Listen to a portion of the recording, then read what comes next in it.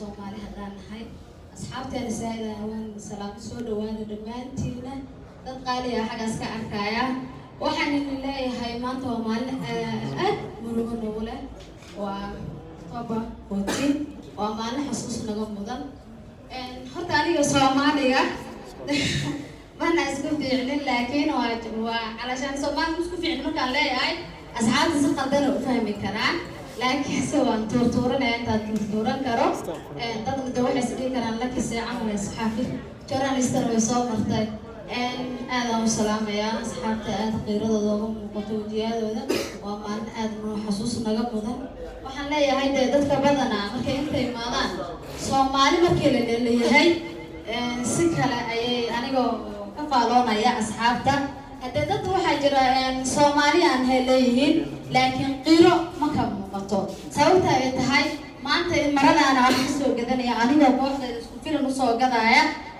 meel baan tagay waxa la igu dhaar laakiin maxaa maradaan ku falaysaa waxaan ku dhahay maanta waa maalin xasuus naga mudan saadarteeda maradaan u soo gadanaya waxaan rabaa in asxaabteeda kooxdeeda u xiro waxa la igu dhahay dadka horta waxay aaminsan qalas ay weyn haddii xamar ku dhalanin aadam xamaraada ka imaanin ma ku qabaan inaad Soomaali tahay dan ana xamar weligay ma arkinin laakiin Soomaali aad maxaan diijir maalin aad u weyn bay la taamaanta waayo hadaa aan ka faaloodana maanta ayay xamar ima jirta abooto xamar ima jirto ma fahanteen laakiin se waxaan ka gubanayaa Soomaalinimo iyo waxa soo jeestay iyo dhiiga aan leeyahay de sawaaxili hadaan qaarina fahmin laga yaabaa si laga camalo kale waxa waay dhiigu biyo maahan markii la leeyahay waay waxa la igu dhahay marada markaan soo gadanayay xamar kamaadii man xamarna uma ada dhalane maxaad maradaan ku falaysaa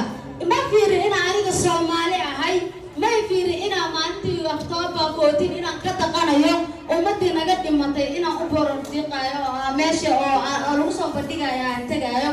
ma isan filanin laakiin waxay dhaheen laki matii Soomaali oo maxaa dhijir xamarka ma soo jeedine maxaa maradaan ka ku falaysaa oo ka rabtaa marka Soomaalida waxa uu sheegayaa horta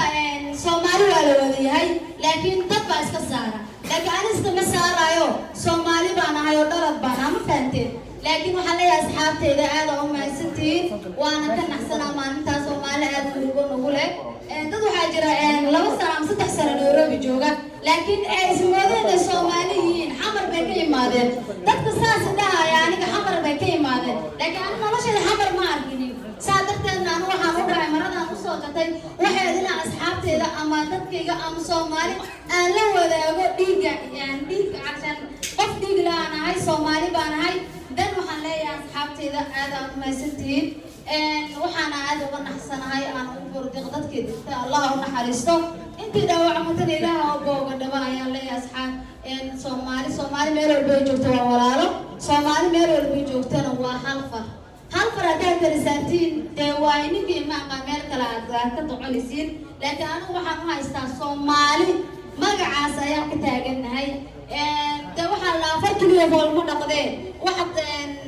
aad sameysaan inaad magaranaysaa maanta soo qof maanta hadii la dhaawaa sida aad Samiira ay sheegtay camal oo kale qof hadii la dhaawaa yaa Soomaali taageersan kunta farta wada taageen laakiin waxba kama jirto qoluubtooda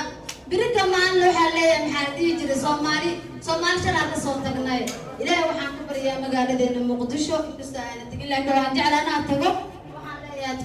dadka ku noqda sanadkiisa kale inaan Muqdisho ku noqono oo Muqdisho aan ka dabaaldegno oo aan xasuusano dibkina soo gaaray 14 October inaan xasuusano oo aan xamar aan ku dhigano xalfadan camal oo kale weyn caadka ma garanaysaa marka waxaan leeyahay asxaabteeda qaaliga aad u mahadsantiin maadaama hadda foolku soo buuxiyay waxaan dad badan baa iga dambeeyo hadlaaya oo iga af Soomaali badan sida dadka ay dhahay xamarka maada dhalan waayo maran soo gadanaysaa waan arkayaa meelaha ka muuqdaan marka waxaan leeyahay goodbye asxaabteeda waa maalin xasuus leh waxaan leeyahay afkiyo niga aan Soomaalinimada qalbiga iyo dhiiga Soomaalinimada haniga ahaato Soomaalina waxaan u qasana inay mid tahay Soomaaliya noolaato